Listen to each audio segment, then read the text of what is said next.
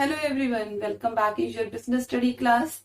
In our previous video, we had discussed about the Memorandum of Association, and in today's class, we will discuss the second important document of a company, that is Article of Association.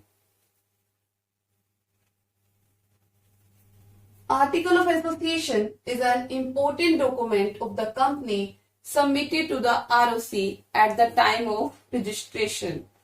Article of Association is a very important document of a company which was submitted to the ROC at the time of incorporation. It contains rule and regulation for the internal management of the company. Article of Association contains rule and regulation for the internal management of the company to achieve the objectives mentioned in the MOA. Article of association क्या है? Article of association में company को internally manage करने के लिए rules और regulation given होते हैं. Okay, article of association contains the rules and regulation for the internal management of the company so that objectives can be achieved. Which objectives? That are mentioned in the MOA. Article of association को हम किस लिए बनाते हैं कि जो भी memorandum में ऑब्जेक्टिव्स बताए हैं उनको अचीव कर सके हम अपनी मैनेजमेंट को इंटरनली मैनेज करके, अपने बिजनेस को इंटरनली मैनेज करके. Okay, it defines the powers, duty and rights of a manager. This article defines the power of a manager, duty of a manager means responsibility of a manager, and their rights and the rights of a manager, and directors of the company. Company में जो भी directors काम करते हैं, जो भी officers काम करते हैं, जो भी मैनेजर्स काम करते हैं, उनकी पावर्स को, उनकी ड्यूटीज को और उनके राइट्स को एओए डिफाइन करता है, बताता है कि क्या इनकी ड्यूटीज हैं, क्या इनके राइट्स हैं और कितनी पावर है इसके पास. MOA fix the object of the company while AO tells the way to achieve the object. Memorandum of Association हमें हमारे ऑब्जेक्ट बताता है कि कंपनी का ऑब्जेक्ट क्या है, एक लिमिट बताता है जिसके बाहर जाके कंपनी को काम नहीं करना है. आर्टिकल ऑफ एसोसिएशन हमें क्या बताता है, किन ऑब्जेक्टिव्स को अचीव कैसे करना है, उन ऑब्जेक्टिव्स को अचीव करने के वे बताता है हमें article of association. It tells us about the way to achieve the object that are mentioned in the MOA. For a private company, it is necessary to prepare its own AO. कोई भी private company के लिए अपना article of association prepare करना बहुत जरूरी है. उसको अपना एक अलग से आर्टिकल ऑफ एसोसिएशन प्रिपेयर करना पड़ेगा. बट अगर हमारी पब्लिक कंपनी है तो इस केस में, पब्लिक कंपनी के केस में आर्टिकल ऑफ एसोसिएशन प्रिपेयर करना जरूरी नहीं होता. इसके प्लेस पे कंपनी क्या अडॉप्ट कर सकती है, table F. It may adopt table F in its place. इसके प्लेस पे company, public company table F का यूज कर सकती है अपने एओ के कंपैरिजन में. उसमें जो फॉर्म दिया है उसको यूटिलाइज कर सकती है. The AOA is attested by the two witness. जो भी कंपनी का आर्टिकल ऑफ एसोसिएशन होता है उसको दो लोगों के ऊपर उसके साइन होने चाहिए, दो विटनेसेस के. ठीक है, उनसे वो अटेस्टेड होना चाहिए, दो विटनेसेस के. Clear? This is our article of association. Next is content of AO. जैसे हमने एमओ के कंटेंट्स पढ़े थे, ऐसे हमारे एओ के क्या कंटेंट्स हैं. फर्स्ट, क्या क्या चीज इंक्लूड होती है एओ में? Amount of share capital and different classes. इसमें हमें हमारी शेयर कैपिटल का अमाउंट बताया होता है और डिफरेंट टाइप के जो शेयर्स हैं, किस तरह के शेयर्स हैं. प्रेफरेंस शेयर्स कंपनी में हैं, इक्विटी शेयर्स हैं, कितने प्रेफरेंस शेयर्स इशू किए हैं, कितने इक्विटी शेयर्स इशू किए हैं. Then right of the share holder. It also tell us about the right of the share holder. What are the rights? Mode of issue and allotment of shares. How company issue the share and how company allot the share. There are various way of issuing the shares. In the article of association, a particular way to issue the shares is mention. Method of issuing the certificate. Next sentence is how company issues the share certificate. कौन से method के through company share certificate issue करती है. Procedure of transferring the share. Shares कैसे transfer होंगे. अगर एक member दूसरे पर्सन को अपने शेयर ट्रांसफर करना चाहता है तो कौन से प्रोसीजर को फॉलो करना पड़ेगा. कोई पर्सन अपने शेयर बेचना चाहता है, दूसरे को ट्रांसफर करना चाहता है, तो कौन सा वे यूज करेगा. इसमें वो प्रोसीजर बताया होता है क्या तरीके से आपको अपने शेयर ट्रांसफर करनी है. Rules regarding the meetings. Company में जो मीटिंग्स होती हैं उसके बारे में रूल्स लिखे होते हैं. कितने टाइम बाद मीटिंग होगी, कितनी देर की मीटिंग होगी, ठीक है, किस किस बात चीज पे मीटिंग हो सकती है हमारी. तो मीटिंग से रिगार्डिंग रूल्स मेंशन होते हैं आर्टिकल ऑफ एसोसिएशन. 7th है procedure for appointment and removal of the directors. अगर हमें अपनी कंपनी में किसी डायरेक्टर को अपॉइंट करना है तो उसका क्या रूल है, किस तरह से उसको अपॉइंट करेंगे, ठीक है, क्या प्रोसीजर है. और अगर किसी को रिमूव करना है तो उसका क्या प्रोसीजर है. रिमूव भी हम ऐसे नहीं कर सकते, प्रोसीजर को फॉलो करना है पूरे. तो ये भी आर्टिकल में मेंशन होता है. Then next procedure for forfeiture of shares. अब ये फॉरफीचर क्या होता है. देखिए मैंने आपको बताया था कि कोई भी कंपनी है तो जो शेयर्स का पैसा है एक साथ नहीं मंगवाती. किसमें मंगवाती है, इंस्टॉलमेंट में मंगवाती है.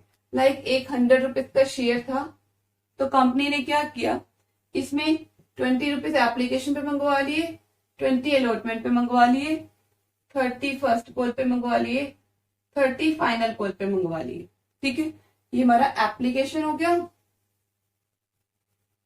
एप्लीकेशन हो गया यहाँ पे, ये अलॉटमेंट हो गया हमारा, ये फर्स्ट कॉल हो गई और ये क्या होगी फाइनल कॉल. कंपनी क्या करती है, पैसा इंस्टॉलमेंट में मंगवाती है. 100 रुपीज मंगवाने थे कंपनी ने, 20 20 30 30 करके मंगवाए. अब क्या हुआ, एक पर्सन है मिस्टर ए, इन्होंने क्या किया, ये 100 रुपीज का एक शेयर परचेज किया. इन्होंने यहां तक फर्स्ट कॉल तक तो पैसे पे कर दिए. ठीक है, फर्स्ट कॉल तक क्या किया, इन्होंने पैसे पे कर दिए. फाइनल कॉल के ये पैसे पे नहीं कर सके. कंपनी ने थोड़ा टाइम दिया कि आप पैसे पे कर दो, फिर भी ये पर्सन पैसे पे नहीं कर सका. तो कंपनी क्या करती है, इन शेयर जिस पे पैसा पे किया हुआ है जिस अमाउंट पे, उसको क्या कर लेती है, फॉरफिटेड. पर्सन को पैसा वापस नहीं देती, क्या कर लेती है, फॉरफिटेड कर देती है और उस बंदे का शेयर कैंसिल कर देती है कि आपने खरीदा. तो इसी को हम क्या बोलते हैं, फॉरफीचर ऑफ शेयर, मतलब जब्त कर लेना. फोर का मतलब होता है जब्त करना. ठीक है, जब कोई पर्सन, कोई शेयर होल्डर पैसे नहीं दे पाता तो जो उसके प्रीवियस पैसे होते हैं, शेयर्स होते हैं, शेयर पे जो उसने अमाउंट पे किया उसको कंपनी फॉरफिटेड कर लेती है. तो आर्टिकल ऑफ एसोसिएशन में उस फॉरफिटेड का प्रोसीजर बताया होता है. Procedure for forfeiture of shares, कि कंपनी कैसे शेयर्स को फॉरफिटेड कर सकती है. ओके, देन इसके बाद कंपनी क्या करती है, जिन शेयर्स को उसने फॉरफिटेड किया है उनको री इश्यू कर देती है. कंपनी क्या करती है, उसको कई बार री इश्यू करती है, दोबारा से और लोगों को इश्यू कर देती है कि वो खरीद लें.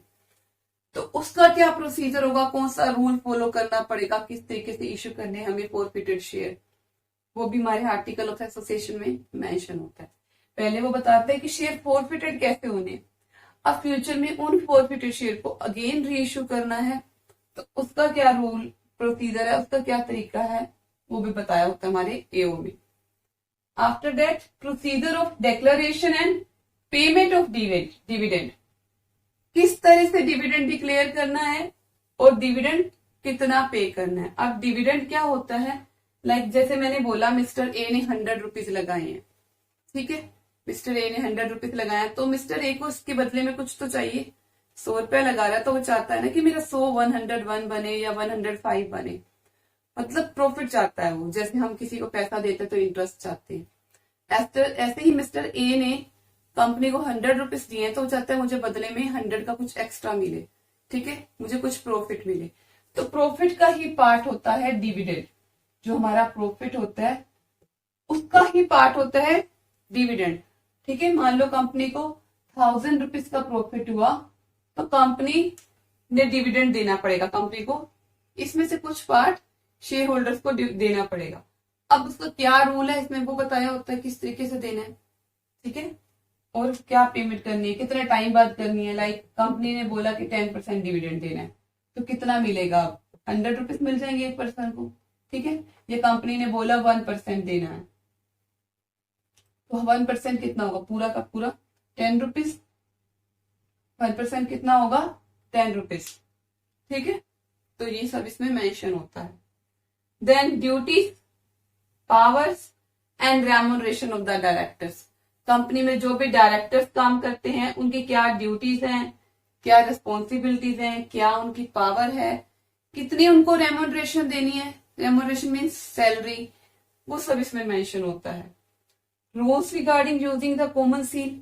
कंपनी की कॉमन सील मैंने आपको बताई थी क्या होता है, स्टैम्प, ठीक है, जो सिग्नेचर की तरह काम करती है। जैसे एक नेचुरल पर्सन साइन करता है, कंपनी क्या लगाती है, अपनी सील लगाती है। तो क्या रूल है, उसको कब यूज करना है, कैसे यूज करना है, इसमें वो मेंशन होते हैं। Procedure regarding keeping book of accounts.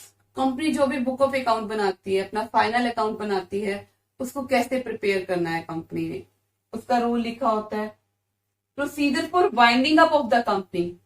Winding up मतलब बंद होना कंपनी का। अगर कंपनी को हमें फ्यूचर में बंद करना है जब, तो उसको किस वे में बंद करना है, उसका क्या प्रोसीजर है, वाइंडिंग अप का, लिक्विडेशन का, वो भी हमारे आर्टिकल ऑफ एसोसिएशन में मेंशन होता है। Then 15th point, appointment of auditors, their power, duties and remuneration. Auditor कौन होते हैं, जो हमारे अकाउंट्स को ऑडिट करते हैं, उनका वेरिफिकेशन करते हैं।